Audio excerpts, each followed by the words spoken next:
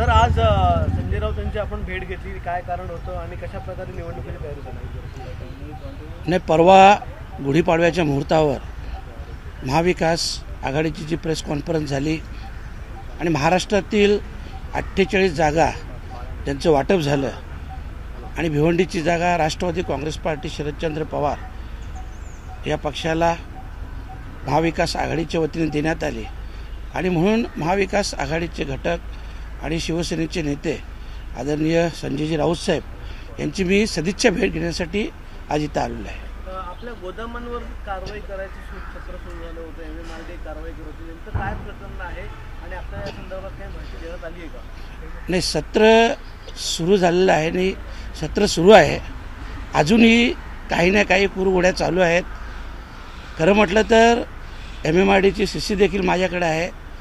जिथं जिथं भिवंडी, साधारणतः भिवंडीमध्ये जे 15 वर्षापासून 20 वर्षापासून जे बांधकाम झालेलं आहे त्यावेळेस फक्त 0.10 आणि काही ठिकाणी 0.20 असा FSI होता आणि म्हणून त्या FSI नुसार आपल्याला देखील कल्पना आहे की कुठल्याही प्रकारचं काम होऊ शकत नाही आणि म्हणून त्यावेळेस सर्व बिल्डरांनी 0.50 फक्त 0.50 असं FSIचं काम केलेलं आहे. ग्रामपंचायत परमिशन आहे, एनी लँड आहेत, सर्व जागा क्लिअर आहेत आणि महाविकास आघाडीच्या कार्यकाळात 2021 तत्कालीन मुख्यमंत्री आदरणीय उद्धवजी ठाकरे साहेब यांनी देखील एक GR काढलेला आहे आणि त्या GRमध्ये संपूर्ण भिवंडी तालुक्यातील गोडाऊन हे रेग्युलाइज व्हावे अशा प्रकारचा GR आहे आणि ती रेग्युलाइजची प्रोसिजर देखील चालू आहे.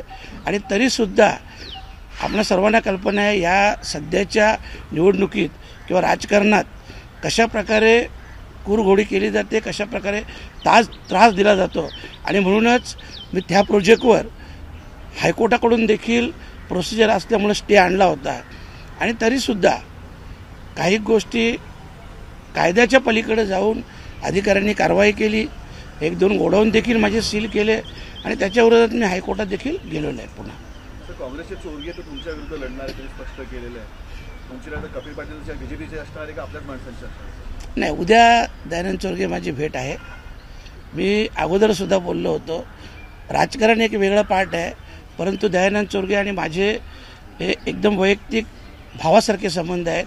माझा छोटा भाऊ म्हणूनच मी त्याला संबोधतो आणि तशा प्रकारचं त्यांनी देखील स्टेटमेंट दिलेलं आहे की बाळामामा माझे मोठे बंधू आहेत, परंतु एक राजकीय जोपर्यंत निवडणूक आहे, लोकशाही आहे, प्रत्येकाला अधिकार आहे आपली उमेदवारी मागण्याचा आणि तसं त्यांनी ते प्रयत्न केले, परंतु येत्या 2 दिवसात हा विषय संपून जाईल. काँग्रेसची मदत मिळेल तुम्हाला भिवंडीला असं वाटतं? हो, मी काल रात्री काँग्रेसचे भिवंडी शहर जिल्हा अध्यक्ष रशीद ताहीर साहेब, आपण फोटो देखील पाहिले असतील, आणि नगरसेवकांची बैठक देखील झाली आणि आज ईद असल्यामुळं आज आणि उद्या या 2 दिवसानंतर आमची एक प्रेस कॉन्फरन्स होईल महाविकास आघाडीची आणि सर्वजण एकत्र मिळून कामाला लागू. ABP माझा, उघडा डोळे बघा नीट.